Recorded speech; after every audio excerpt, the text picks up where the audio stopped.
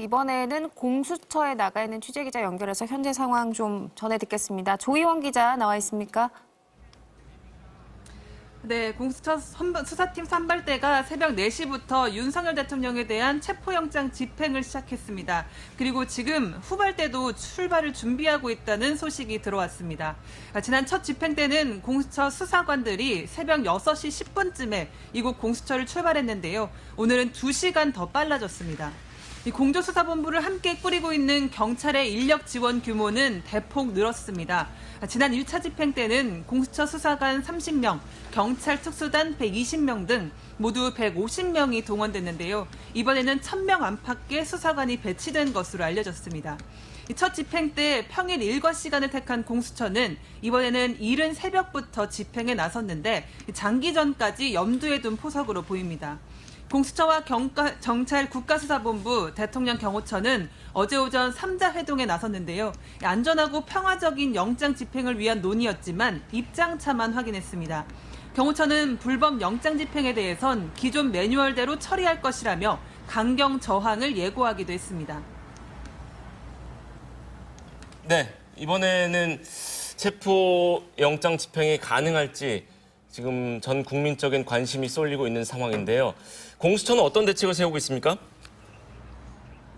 네, 첫 집행 때 공수처가 경호처의 3중 방어선에 가로막혔던 것 기억하실 겁니다. 당시 경호처는 공관 정문의 1차, 공관 경내의 2차, 관저 건물 200m 앞에 3차 방어선을 구축했는데요. 소형 버스와 기갑 수색 차량을 동원해 길을 막았고 경호처 직원과 군인 200여 명으로 인간벽도 만들었습니다. 공수처와 경찰 체포조는 당시 100여 명뿐이라 수적 열세에 밀려 후퇴해야 했습니다. 경호처는 이번에는 5중 방어선을 쌓은 것으로 파악되고 있습니다. 산길 우회로에는 면도날 철조망을 설치했고 철문에는 쇠사슬도 감았습니다.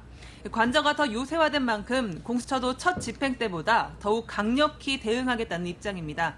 차벽을 해체하고 철문을 뜯어내기 위한 견익용 특수 차량을 투입하기로 했습니다. 다만 경찰 특공대나 헬기는 유혈 사태로 번질 우려가 있어 동원하지 않기로 했습니다.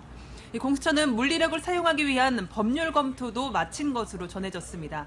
일단 방어선을 뚫고 나면 경호처 지휘부부터 무너뜨린 뒤 대통령 체포에 돌입할 계획입니다. 경호처 지휘부 체포는 경찰이, 대통령 체포는 공수처가 담당하기로 역할도 분담했는데요. 경찰은 김성훈 경호처장 직무대행에 대한 체포영장도 어제 발부받았습니다. 공수처와 경찰 체포조는 우선 김성훈 차장에 대한 체포영장을 집행한 뒤 윤 대통령 체포에 나설 가능성도 제기됩니다. 또 다른 강경파인 이광우 경호본부장에 대한 체포영장도 청구한 것으로 파악됐습니다. 공수처도 그제 경호처와 국방부에 체포영장 집행을 방해하면 특수공무집행방해죄로 처벌될 뿐 아니라 민사상 손해배상 소송과 구상권까지 청구할 수 있다는 경고성 공문을 보냈습니다. 이 경우 공무원 자격이 상실되거나 연금 수령에 제한이 생길 수 있다면서 위법한 명령에 따르지 않더라도 명령 불이행에 따른 피해는 없을 거라고 설득한 것으로 알려졌습니다.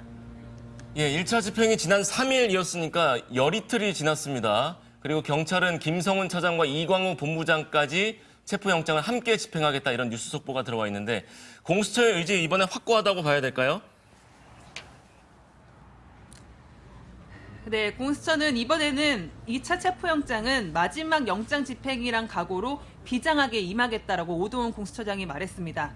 일단 윤석열 대통령의 경우에는 내란죄 혐의를 받고 있는데요. 이 내란죄는 우두머리, 그리고 중요 임무 종사자, 단순 가담자 이렇게 피라미드식으로 위계를 나눠서 처벌합니다. 지금까지 윤 대통령과 내란을 공모한 혐의로 구속된 피의자는 모두 10명입니다. 이 가운데 김용현 전 국방장관과 여인형, 이진우, 곽종근 전 사령관, 박안수 육군총장, 문상호 정보사령관, 조지호 경찰청장과 김봉식 서울경찰청장은 이미 검찰이 구속 상태로 재판에 넘겼습니다.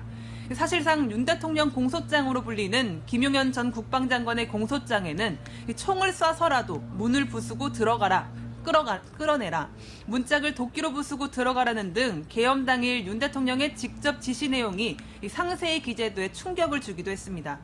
하지만 검찰은 12.3 비상계엄 선포 한 달이 다 되도록 정작 이번 사태의 정점에선 윤 대통령은 조사하지 못했는데요. 공수처는 검찰 수사를 통해 드러난 진술과 자료 등을 토대로 당사자인 윤 대통령의 혐의를 확인할 것으로 보입니다. 수사팀은 주말에도 출근하면서 조사 준비에 총력을 기울였던 것으로 알려졌는데요. 윤 대통령 조사를 위해 준비한 질문지도 벌써 200쪽을 넘어선 것으로 파악됐습니다.